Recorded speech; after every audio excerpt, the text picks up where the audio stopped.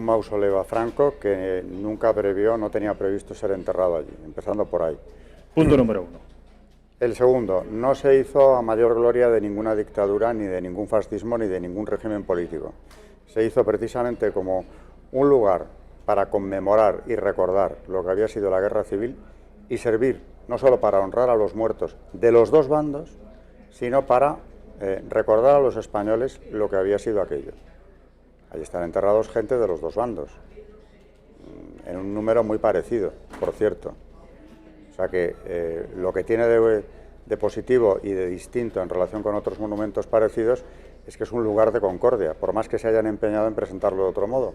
Y el que no lo sepa, que se vaya a los decretos fundacionales del Valle, y ahí está dicho expresamente por el propio Franco, que firma el decreto por el que se constituye la fundación de la Santa Cruz del Valle de los Caídos. El New York Times publica, el día de la inauguración del Valle de Madrid, que Franco tendía al bando derrotado el ramo de olivo. O sea que no había ninguna duda al respecto. Ha sido después, mucho después, cuando a base de manipular la realidad histórica han llegado a construir este mito que ya parece consolidado, pero que es un auténtico mito intencionado, desde luego, que no tiene la menor base. Así. A José Antonio lo llevaron allí cuando se inauguró el monumento. Franco no tenía previsto, insisto, enterrarse allí. Eso fue un decreto que firmó el rey, precisamente Juan Carlos I, en los primeros momentos de su reinado. Esos reconocen que habían tenido que cumplimentar una instancia solicitando su traslado al Valle de los Caídos. ¿Por qué pedían ir allí? Pues evidentemente porque las ventajas eran enormes. En primer lugar, lo que yo me he encontrado, entre otras cosas, en el archivo, es que cobraba lo mismo un preso libre que un trabajador penado. Porque allí hubo mitad y mitad. Hubo algunas épocas en las que había incluso más libres que penados. Es más, de 20 años que duraron las obras, presos solamente trabajaron allí durante 7, es decir, menos de la mitad de los años que duró la obra. Empiezan en el 40, en el 43 ya van los primeros presos, y en el 50 no hay presos porque se ha indultado ya a los últimos que quedaban ahí. O sea que vamos a desmitificar, hay muchos más libres que penados en el Valle. Primero, cobrar lo mismo, que no está mal, que cualquier trabajador del ramo correspondiente, porque había un fichero según la formación profesional o la trayectoria de los presos. Entonces, según las necesidades de las obras, se iban colocando más o menos de un ramo o de otro, ¿no? Cobraban lo mismo. Empezaron redimiendo 2 días. ¿Por cada día trabajado? Por cada día trabajado, y acabaron redimiendo 6. Pero es que además se les contabilizaban las horas extra, si querían hacerlas, los estajos, si los hacían, los días que no trabajaban, como los domingos, las bajas por enfermedad se contaban como días trabajados también. Pero si ya hablamos de ventajas, está, por ejemplo, el poder llevar a las familias. En el Valle hubo unos destacamentos penales, unos poblados, donde vivían los presos, los libres, y en muchas ocasiones las familias de presos y de libres, donde, por cierto, no hubo el menor roce entre ellos. Lo pedían, llevaban a la familia a veces iba de visita y otras veces se quedaba. ¿Y vivían con el preso? Sí, sí, en la casa del preso. En esas casas, bueno, las familias que vivían ahí, te encuentras con casos tan llamativos como presos o libres, pero más presos, que habían llevado allí a niños, tenían niños en acogida, cuyos padres eran libres y vivían fuera del Valle. Pero siempre explican que los tienen ahí para repartir las cargas familiares. Siendo así que eran situaciones precarias las de las familias, tenían algún sobrino o nieto en su casa. En verano, la población del Valle se disparaba, porque venían a pasar las vacaciones. Y hablaban así de tranquilamente las vacaciones, hasta que en el 50, el regidor del Valle hace circular un oficio a todas las contratas y a los propios obreros, en el que dice que el Valle no puede convertirse en un punto de veraneo. La única limitación que se les pone a partir del 50, que antes no había ninguna, era que expliquen y soliciten la estancia de las familias. Y empiezan a escribir. Entonces, por ejemplo, hay un caso, uno de aquellos trabajadores que había sido preso, Juan Solomando, en ese verano del 50, pide 4 pases distintos para ir trayendo a una hermana, a un cuñado, 4 sobrinos. Después a otro cuñado que viene a recoger al niño que vive con él, que lo tienen en acogida, y viene a buscarlo y se queda unos días ya de paso en el Valle.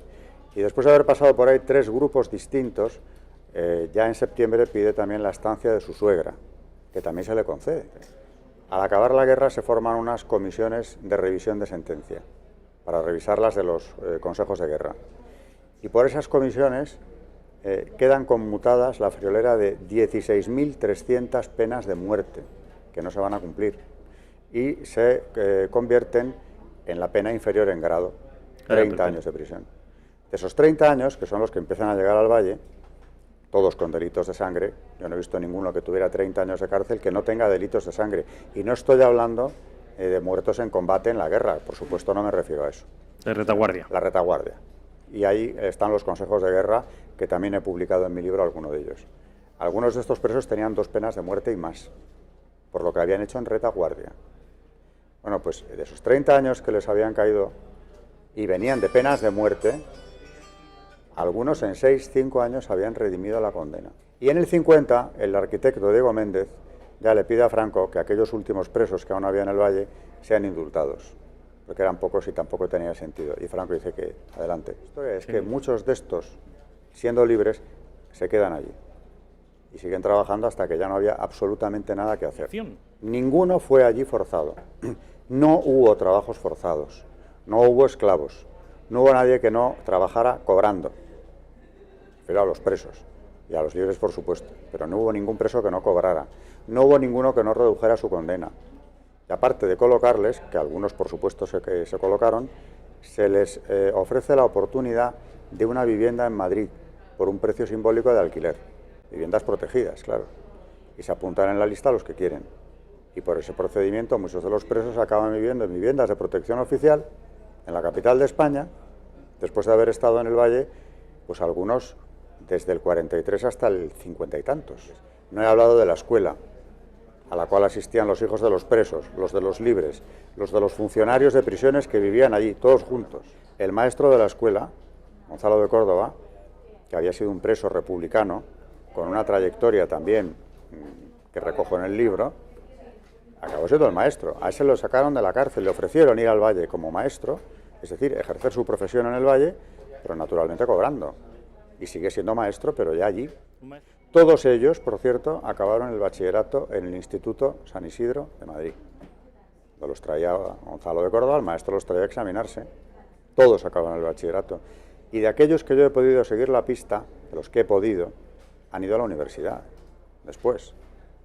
Hubo otra escuela para pequeños, los que estaban todavía en una edad preescolar del Valle. La amenaza de expulsión del Valle es constante. El que no cumpla la norma tendrá que irse de aquí. Eso estaban siempre con ello. Claro, un sitio, como se ha descrito, tan terrorífico, como ha dicho la leyenda negra, como es que hay que... ¿Usted se imagina que hubiera en Auschwitz la amenaza de sacarte de allí si no te portabas bien? Sí. Hombre, vivienda a salirte, la familia viviendo contigo, una escuela gratuita y obligatoria, bachilleres, muchos niños que en aquella España todavía no hubieran sido bachilleres, de ningún modo. Trabajos, muchos de ellos los primeros trabajos en el Valle mismo. Muertos en la obra, que se habla de hasta miles de muertos, en 20 años de obras, la cifra yo dudo entre 2, y ahora digo por qué. 14, en 20 años, 14 muertos, o bien 18. El doctor Lausín era otro preso.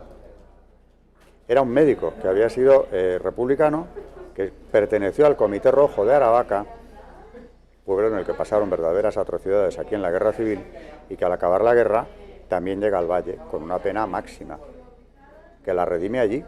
Allí se llevó a su familia también. Y es él quien, ya ha muerto Franco, le da ese dato al autor de este libro que mencionaba yo antes, a su hijo.